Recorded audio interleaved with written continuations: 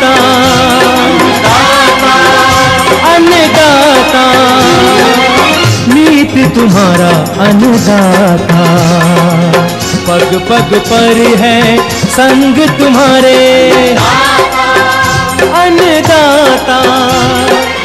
लहू किसानों का बन के पसीना सींचता है धरती का सीना।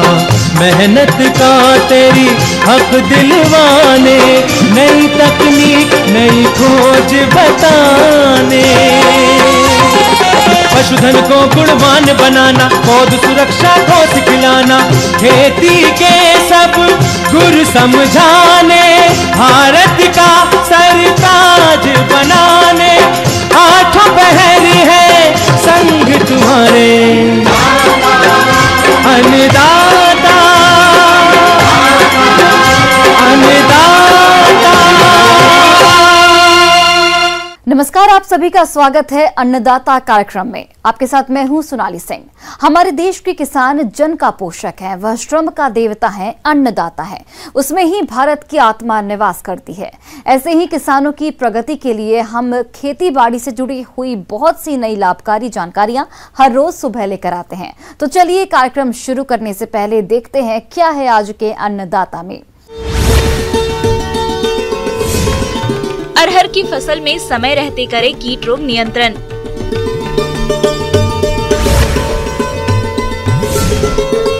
कीटों में नियंत्रण में सहायक है नीम आधारित कीटनाशक।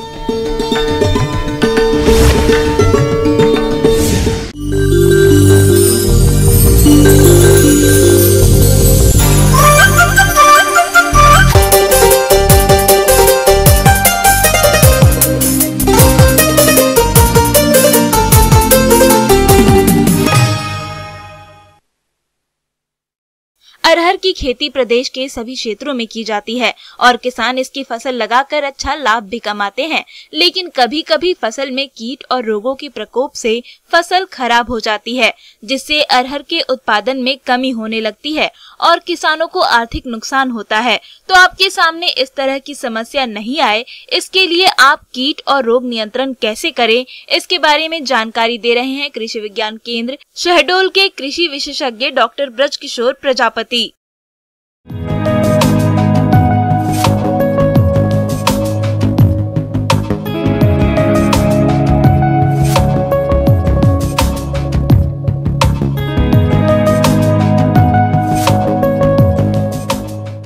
और आज जो है हम अरहर की फसल में कीट बीमारियों पर समसामयिक चर्चा करना चाहेंगे, क्योंकि वर्तमान में जो है कई दिनों से हमारे ज़िले में जो है बदरी लगी हुई थी, बादल छाया हुआ था, जिसके कारण जो है कीट लगने की संभावना जो है मुख्यतः देखने को मिलेगी। और अब मुख्य रूप से हम अगर बीमारी की बात करें तो बीमारियों में मुख्य रूप से जो है दलहनी फसलों में और अरहर में भी जो है उकठा सबसे प्रमुख भूमि जनित या फ्यूजेरियम विल्ट के कारण होने वाला यह बीमारी है। यह खेत में जब नमी बहुत ज़्यादा होती है या हम बीजों का उपचारित करके नहीं लगाते हैं, उसके कारण जो है उकठा बीमारी देखने को मिलती है। उकठा को आप सामान्यतः बीज जब अंकुरण होता है उसके तीसरे हफ्ते से लेकर फसल पकने तक की अवस्था तक जो है यह आपको खेतों में देखने को मिलेगा। इसमें जो है पत्तियां आपकी जो है पीली पड़ के झुक जाती हैं, उसके बाद जो है अधिकता होने पर काले पड़कर जो है मुरझा जाते हैं। आप अगर जड़ से उखाड़ेंगे तो आप देखेंगे इसकी जड़ को अगर आप तने को बीच से चीरते हैं तो उसमें काले भूरे रंग की जो धारियां आपको देखने को मिलेंगी। और सितंबर से जनवरी महीने के बीच में यह रोग देखा जा सकता है, जिसकी वजह से पौधे बड़ी तेजी से सूखने लगते हैं और देखते ही देखते यह रोग पूरे खेत में फैल जाता है। यदि आपकी फसल में इस रोग का प्रकोप हो रहा है तो इसके नियंत्रण के लिए सबसे पहले आप रोग ग्रसित पौधों को उखाड़कर नष्ट करें। इस बीमारी से बचने के लिए रोग रोधी जातियां जैसे JKM 189, C11, JKM 7, BSMR 853, आशा आदि का चयन करें।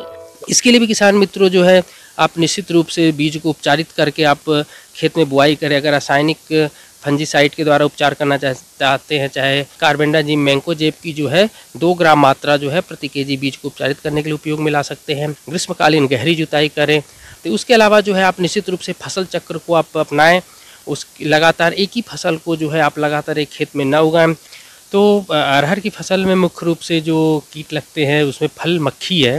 फली मक्खी जो है यह कीट जो होता है बहुत ही छोटा होता है और इसकी जो आँखें होती हैं वह त्रिभुजाकार होती है और हरे रंग की होती हैं और इसके पंख जो होते हैं सफ़ेद रंग के होते हैं और यह जो है अपने अंडे जो है फली के अंदर देते हैं छिद्र बनाकर और इसके अंदर अंडे गिडार निकलना और जो प्यूपा बनना और जो वयस्क बनने की जो अवस्था होती है वो फली के अंदर ही होती है। जो गिडार निकलते हैं सूढ़ियाँ निकलती हैं वह फली को शुरुआती दौर में जो दाने होते हैं उसको खुरच कर खाते हैं। उसके बाद जो होता है यह टनल नुमा जो है टेढ़ी मेढ़ी जो है नालिया रूपा संरचना बनाकर जो है वह फली के अंदर जो है दाने को खाते रहते हैं, जिसके कारण जो है दाने की जो गुणवत्ता है वह निश्चित रूप से खत्म हो जाती है। अगर इसका समय पर नियंत्रण ना किया जाए तो निश्चित रूप से इससे जो है आपका 60 से 70% तक जो है उत्पादकता जो है घट जाती है अरहर की फसल में। अब हम इन कीटों का नियंत्रण किस प्रकार करें इस पर हम चर्चा करना चाहेंगे। तो सर्वप्रथम तो किसान मित्रों नीम तेल जो है उसकी 2% मात्रा और जो हमारे एजारीडिक्टिन है यह भी नीम का ही पदार्थ है उसकी भी 2% मात्रा जो है आपको लेकर प्रति एकड़ छिड़काव करनी होती है। लगभग आपको 400 ml मात्रा जो है 200 लीटर पानी में घोलकर प्रति एकड़ छिड़काव करें। प्रोपेनोफॉस 50 EC की मात्रा जो है उसे जो है 400 ml मात्रा को जो है 200 लीटर पानी में घोलकर आप छिड़काव कर सकते हैं। इसके अलावा अरहर की फसल में जैसिड और सफेद मक्खी नामक रस चूसक कीटों का भी प्रकोप होता है। यह कीट फसल की पत्तियों और कोमल टहनियों और फूलों से रस चूसकर नुकसान तो पहुंचाते हैं ही साथ यह कीट विषाणु जनित रोगों को भी फैलाने का काम करते हैं। इसलिए आप इनके नियंत्रण के लिए इमिडाक्लोप्रिड दवा की 1 मिलीलीटर मात्रा को 3 लीटर पानी के हिसाब से घोल बनाकर छिड़काव करें।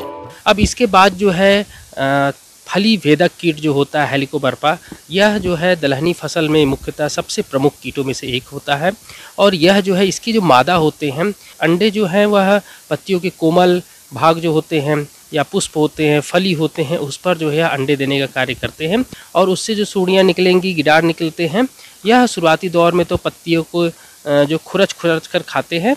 उसके बाद जो है जैसे ही वयस्क अवस्था में थोड़ा सा सूढ़ियाँ जो पुरानी होते हैं वह जो है पुष्प को जो है खुरच कर खाना शुरू करते हैं, जिससे पुष्प जो होता है वह झड़ जाता है और उसके बाद जो है फली बनने की अवस्था में जो होते हैं या फली में जो है छिद्रनुमा संरचना बनाकर जो है इल्लियाँ जो है दाने को अंदर खुरच कर खाते हैं।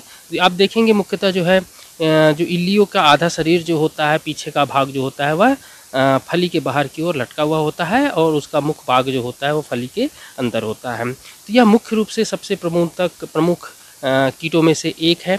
अब हम इन कीटों का नियंत्रण किस प्रकार करें इस पर हम चर्चा करना चाहेंगे। तो सर्वप्रथम तो किसान मित्रों आप लोग जो है ग्रीष्मकालीन गहरी जुताई निश्चित रूप से करें, जिससे जो कीट के जो अंडे होते हैं या प्यूपा होता है वह गर्मी के दिनों में वह नष्ट हो जाता है। और इसके अलावा जो है NPV की 250 इक्विवेलेंट लार्वा जो है उसकी जो 1 ml मात्रा 1 लीटर पानी में उसमें 1% टीनोपोल और उसे 0.5% गुड़ और 0.1% का साबुन का घोल मिलाकर जो है शाम के समय आप इसका छिड़काव करें। अगर रासायनिक विधि के द्वारा जो है कीटनाशकों का आप छिड़काव करना चाहते हैं तो रासायनिक कीटनाशकों में मुख्य रूप से जैसे इंडॉक्स कार्ब की 350 ml मात्रा जो है वो 500 लीटर पानी में घोलकर प्रति 2.5 एकड़ पर आप छिड़काव कर सकते हैं। तो किसान मित्रों मेरे द्वारा बताई गई निम्न जानकारियों को आप अपनाकर निश्चित रूप से अरहर की फसल में जो है आप अधिक से अधिक उत्पादकता प्राप्त कर सकते हैं। किसान भाइयों अब लेते हैं एक छोटा सा ब्रेक।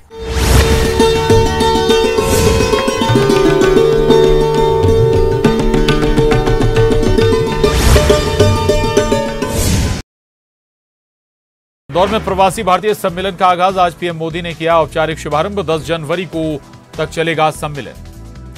इंदौर में पीएम मोदी के काफिले से पहले निकाली गई एम्बुलेंस धार रोड से गांधीनगर चौराहे पर पहुंची थी। एम्बुलेंस में मरीज देख पुलिसकर्मियों ने किया रवाना। 17वें प्रवासी भारतीय सम्मेलन में शिरकत करने इंदौर पहुंचे केंद्रीय मंत्री अनुराग ठाकुर बाबा महाकाल के किए दर्शन, बाबा से लिया आशीर्वाद। देवास में दिखा प्रवासी भारतीय सम्मेलन का असर। देर रात देवास से निकल रहे वाहनों की सघन चेकिंग, संदिग्ध वाहनों को रोककर की पूछताछ।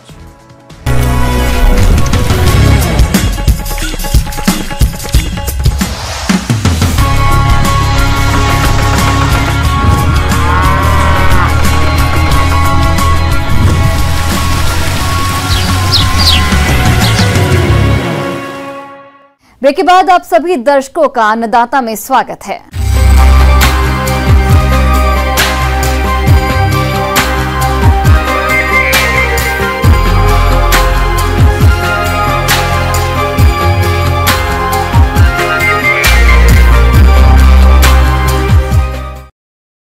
किसान भाइयों, किसी भी फसल के सफल उत्पादन में कई बाधाएं आती हैं, जिनमें से एक है हानिकारक कीटों का प्रकोप, और किसान इन कीटों की रोकथाम के लिए अक्सर रासायनिक दवाओं का प्रयोग करते हैं, जिससे वातावरण तो प्रदूषित होता ही है, साथ ही इन दवाओं का हानिकारक प्रभाव मानव स्वास्थ्य पर भी पड़ता है। इतना ही नहीं, बल्कि इनके प्रयोग से खेती में लागत भी बढ़ जाती है। इसलिए इन रासायनिक दवाओं के दुष्प्रभाव से बचने के लिए अब किसानों को नीम आधारित कीटनाशी दवाओं का प्रयोग करना चाहिए, जिन्हें किसान अपने स्तर पर भी तैयार कर सकते हैं। परंतु कैसे, आइए जानते हैं कृषि वैज्ञानिक डॉक्टर राहुल सिंह से।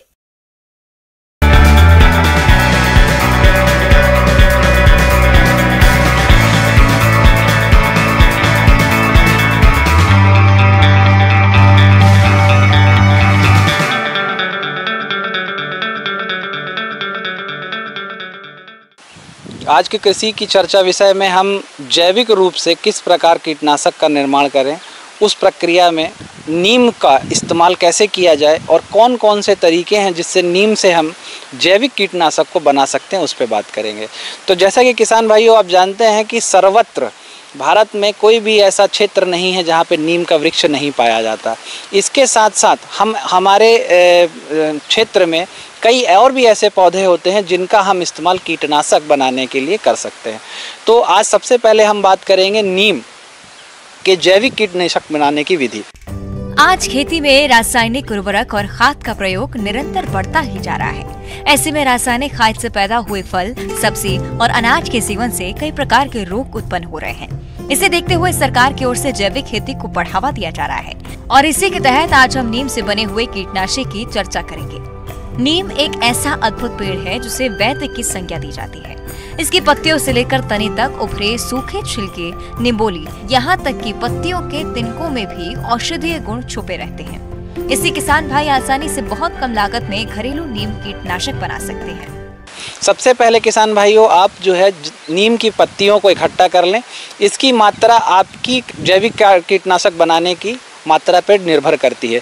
सामान्य रूप से हम 10 किलोग्राम यदि हरी पत्तियों को इकट्ठित करते हैं तो उसके द्वारा हम लगभग 5 लीटर का हमारा जैविक कीटनाशक को तैयार कर सकते हैं। इसके लिए सबसे पहले आपको 10 किलोग्राम हरी पत्ती को इकट्ठा करना है और उस पत्ती को तोड़कर पानी में 10 लीटर पानी में उसको आपको भिगो के रखना है। इसके लिए आपको पानी में 2 से 3 दिन तक पत्तियों को छोड़ देना है। उसके पश्चात चाहे हरी मिर्च या लहसुन, इनका 1-1 किलोग्राम की मात्रा पीस कर इसको आप उसमें डालकर इसको और अधिक प्रभावी बना सकते हैं। इस प्रकार से बने हुए मिश्रण को आपको लगभग धीमी आंच में तब तक गर्म करना है जब तक इसका जो अर्क है वो इसकी आधी मात्रा पे ना पहुंच जाए, अर्थात वो 5 लीटर की मात्रा पे ना पहुंच जाए। और इस प्रकार ये जो आपका तैयार मिश्रण है इसको आप प्रति लीटर पंप में डालकर, अर्थात 1 लीटर यदि आप एक पंप में डालेंगे, एक पंप सेट में, और इसका इस्तेमाल आप अपनी प्रभावी सब्जी वाली फसल हो उस पर आप प्रभावी रूप से नियंत्रण करने के लिए, कीटनाशक हो चाहे बीमारी हो, इसके लिए आप इस्तेमाल कर सकते हैं। सबसे पहले 10 लीटर पानी लें और उसमें 5 किलोग्राम नीम की हरी या सूखी पत्तियां या बारीक पिसी हुई नीम की निबोली, 10 किलोग्राम छाछ और 2 किलोग्राम गौमूत्र, 1 किलोग्राम पिसा हुआ लहसुन, इन सबको एक प्लास्टिक के ड्रम या मिट्टी के बर्तन में मिश्रित कर लें। फिर एक लकड़ी से इनको अच्छी तरह से मिलाएं। इसके बाद 5 दिनों तक किसी बड़े बर्तन में ढककर रख दें। ये भी ध्यान रखें कि हर दिन 5 दिनों तक दिन में 2 से 3 बार इस घोल को अच्छी तरह लकड़ी से मिलाते रहें।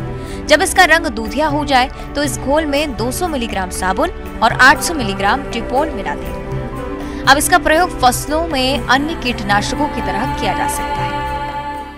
इसी के साथ हम देखते हैं कि आज जो है कीटनाशक के नियंत्रण के लिए इसके नीम के तेल का भी इस्तेमाल किया जाता है। तो नीम का तेल सामान्य रूप से किसान भाइयों आपको मार्केट में भी मिल जाएगा और इसके लिए आप नीम की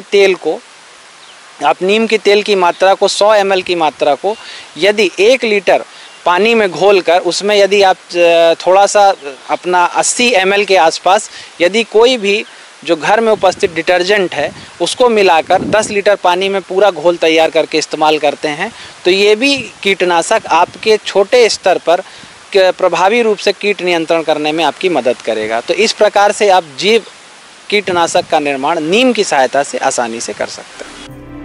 नीम की खली से कीटनाशक बनाना। नीम की खली से भी कीटनाशक तैयार किया जा सकता है। इसके लिए सबसे पहले 3 किलोग्राम कुटी हुई निपोली को करीब 15 से 16 लीटर पानी में 3 दिनों तक फूलने दें। इसके बाद चौथे दिन धतूरे का रस 100 ग्राम, हरी मिर्च 250 ग्राम को कूटकर मिला लें। इससे करीब 3 लीटर अर्क निकाल लें। करीब 15 लीटर शुद्ध पानी में 1.5 लीटर अर्क को मिलाकर सुबह के समय इसका छिड़काव पौधों पर करें। ये दवा पौधों और पत्तों पर लगने वाले कीटों, मच्छरों और माहू आदि से बचाव के लिए काफी कारगर साबित होती है। इस कीटनाशक का छिड़काव करते समय इस बात का ध्यान रखें कि इसका छिड़काव 1 माह पुरानी फसल पर ही करें। तो किसान भाइयों, फिर सवाल आता है किसान भाइयों का कि ये किन किन कीटों के लिए प्रभावी होता है।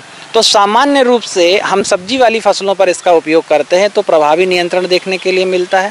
साथ ही साथ ये उन कीटों के लिए बहुत प्रभावी है जो पत्तियों पर लग के उसका रस चूसते हैं। और यदि हम इन प्रकार के कीटों के नियंत्रण के लिए रासायनिक दवा का इस्तेमाल करते हैं तो उसका जो लागत मूल्य है वो भी काफ़ी ज़्यादा होता है। तो यदि हम इन जैविक कीटनाशकों का उपयोग करें जैसे जो नीम आधारित हैं तो हमारी लागत मूल्य में भी कमी आएगी। साथ ही साथ किसान भाइयों, जो एक बहुत महत्वपूर्ण बात ये है कि आपको कभी भी जब इस कीटनाशक का इस्तेमाल करें तो फसल की जो अवधि वो 1 माह की होनी चाहिए।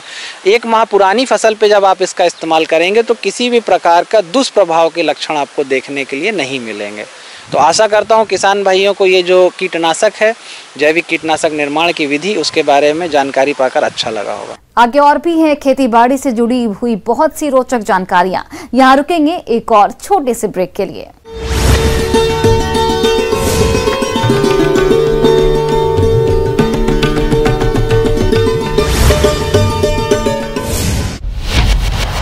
दिन की हजारों खबरें। इंदौर में प्रवासी भारतीय सम्मेलन का आगाज आज पीएम मोदी ने किया औपचारिक शुभारंभ। 10 जनवरी को तक चलेगा सम्मेलन। इंदौर में पीएम मोदी के काफिले से पहले निकाली गई एम्बुलेंस धार रोड से गांधीनगर चौराहे पर पहुंची थी। एम्बुलेंस में मरीज देख पुलिस कर्मियों ने किया रवाना।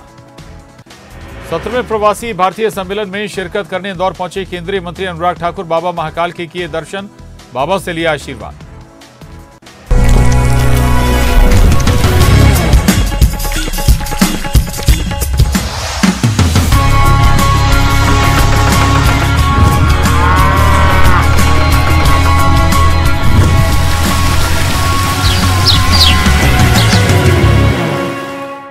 ब्रेक के बाद एक बार फिर से आप सभी दर्शकों का अन्नदाता कार्यक्रम में बहुत बहुत स्वागत है।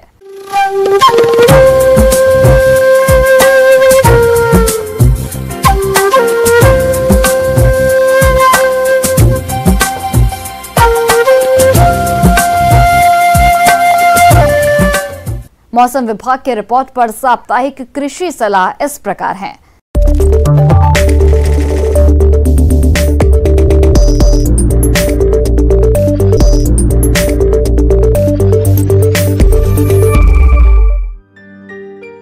ग्रामीण कृषि मौसम सेवा, भारत मौसम विज्ञान विभाग, जवाहरलाल नेहरू कृषि विश्वविद्यालय, आंचलिक कृषि अनुसंधान जबलपुर द्वारा भेजे गए मौसम पूर्वानुमान रिपोर्ट के आधार पर जिला जबलपुर और इससे लगे जिलों के किसान भाइयों को सलाह दी जाती है कि इन क्षेत्रों में आने वाले दिनों के दौरान वर्षा नहीं होने एवं आसमान साफ रहने की संभावना है, लेकिन मौसम बहुत ठंडा रहेगा। अधिकतम तापमान 24 से 25 डिग्री सेल्सियस और न्यूनतम तापमान 7 से 8 डिग्री सेल्सियस के बीच रहने की उम्मीद है। हवा की औसत गति 6 से 8 किलोमीटर प्रति घंटा रहेगी।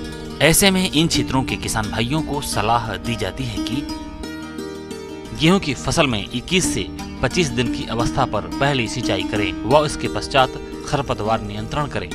खरपतवार नियंत्रण के लिए संकरी पत्ती वाले खरपतवारों के नियंत्रण के लिए सल्फोसल्फ्यूरान 25 ग्राम सक्रिय तत्व और चौड़ी पत्ती वाले खरपतवारों के नियंत्रण के लिए मेटसल्फ्यूरान 4 ग्राम दवा 500 से 600 लीटर पानी में घोल बनाकर प्रति हेक्टेयर की दर से छिड़काव करें। गेहूं की फसल में यदि दीमक कीट का प्रकोप दिखाई दे तो इसके बचाव के लिए किसान भाई क्लोरोपैरिफास 20 सीसी दवा की 2 लीटर मात्रा प्रति एकड़ की दर से 20 किलोग्राम बालू में मिलाकर खेत में शाम के समय छिड़क दें और सिंचाई कर दें।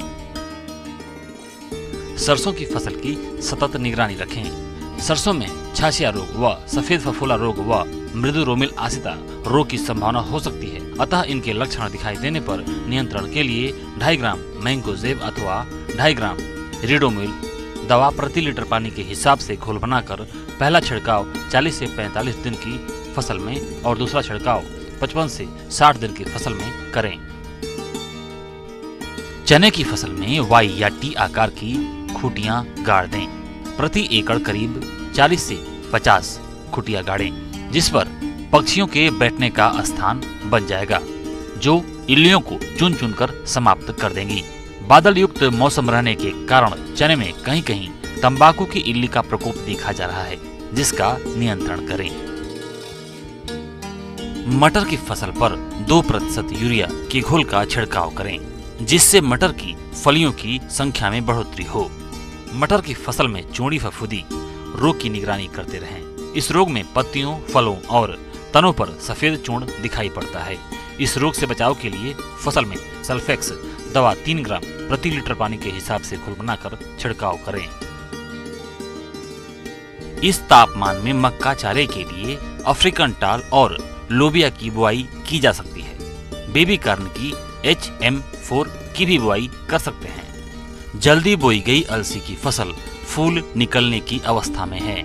इस अवस्था में फली मक्खी लगने की संभावना रहती है, अतः किसान भाइयों को सलाह दी जाती है कि फली मक्खी से बचाव के लिए कली खिलने के पहले प्रोफिनोफास 800 मिलीलीटर प्रति हेक्टेयर की दर से छिड़काव करना लाभदायक होगा।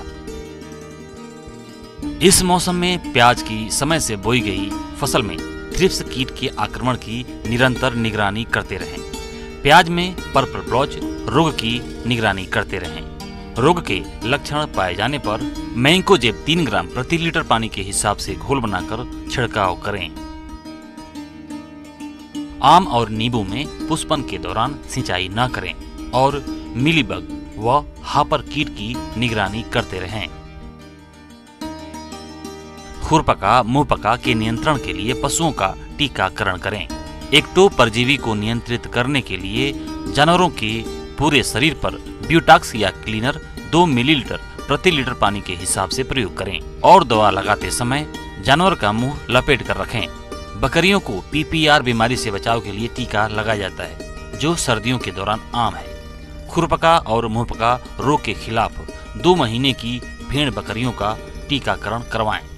मछलियों में घावों को नियंत्रित करने के लिए 1 एकड़ के तालाब में सिफेक्स 400 मिलीलीटर डालें। अंडे के बेहतर उत्पादन के लिए 12 ग्राम प्रति पक्षी प्रति माह की दर से पूरक कैल्शियम प्रदान करें।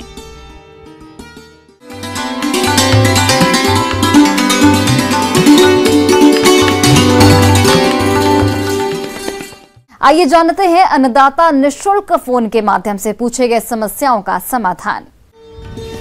आज के अन्नदाता हेल्पलाइन में जिस प्रश्न को कार्यक्रम में शामिल किया गया है उसे पूछा है ग्राम मझोली जिला सतना के किसान विवेक कश्यप ने। आप गेहूं की फसल में सिंचाइयों पर जानकारी चाहते हैं तो विवेक जी आपकी जानकारी के लिए प्रस्तुत है कार्यक्रम का यह अंश। हमारे देश में उगाई जाने वाली खाद्यान्न फसलों में गेहूं का प्रमुख स्थान है। किसान भाइयों, गेहूं की फसल में सिंचाई, जल की उपलब्धता, मिट्टी की किस्म और मौसम इत्यादि पर निर्भर करती है। जहाँ तक गेहूं के पौधे के जीवन चक्र की बात है तो इसकी कुछ ऐसी अवस्थाएं होती है जिनको हम अच्छी तरह पहचान सकते हैं और इन अवस्थाओं पर यदि सिंचाई करें तो गेहूं की फसल से अच्छी पैदावार ले सकते हैं। इसलिए किसान भाइयों, गेहूं की फसल में पहली सिंचाई मुख्य जड़ बनते समय 20 से 21 दिन तक करें। दूसरी सिंचाई कल्लों के विकास के समय 40 से 45 दिन पर करें। तीसरी सिंचाई गांठ पड़ते समय 60 से 65 दिन पर। चौथी फूल आते समय 80 से 85 दिन पर। पांचवी दाने में दूध पड़ते समय 100 से 105 दिन पर और छठी सिंचाई बालियों में दाना सख्त होते समय 115 से 120 दिनों पर करनी चाहिए। किसान भाइयों, पौधे की बढ़वार के लिए प्रत्येक अवस्था में पानी की आवश्यकता पड़ती है। वैज्ञानिक परीक्षणों से यह पता चला है कि पौधे के जीवन चक्र में कुछ ऐसी अवस्थाएं होती है जिस पर सिंचाई न करने पर हानि पहुंचती है। यह अवस्थाएं सिंचाई की दृष्टि से क्रांतिक अवस्थाएं कहलाती है। पानी की उपलब्धता के अनुसार किसान को गेहूं की फसल में सिंचाई इस तरह से करनी चाहिए। गेहूं में सबसे ज्यादा नुकसान मुख्य जड़ बनते समय सिंचाई न करने से होता है। जिन किसान भाइयों के पास पानी केवल एक सिंचाई के लिए उपलब्ध है, तो यह सिंचाई मुख्य जड़ के विकास की अवस्था में कर देनी चाहिए, जो बुआई के 21 दिन पर करनी चाहिए। 2 सिंचाइयों के लिए यदि पानी उपलब्ध है तो पहली सिंचाई मुख्य जड़ के विकास के समय और दूसरी फूल आते समय करनी चाहिए। यदि पानी 3 सिंचाइयों के लिए उपलब्ध है तो पहली सिंचाई मुख्य जड़ के विकास के समय, दूसरी सिंचाई तने में गांठ बनते समय और तीसरी दाने में दूध बनते समय करनी चाहिए। यदि 4 सिंचाइयों की सुविधा है तो सिंचाई मुख्य जड़ बनते समय, तने में गांठें बनते समय, बाली निकलते समय और दानों में दूध बनते समय करनी चाहिए। किसान भाइयों, अपने राज्य में पानी की कमी को देखते हुए गेहूं की फसल में क्यारियों में सिंचाई नहीं करके फव्वारा सिस्टम से सिंचाई करें, जिससे पानी की बचत होने के साथ साथ समय और श्रम की बचत होती है और गेहूं की पैदावार भी भरपूर मिलती है।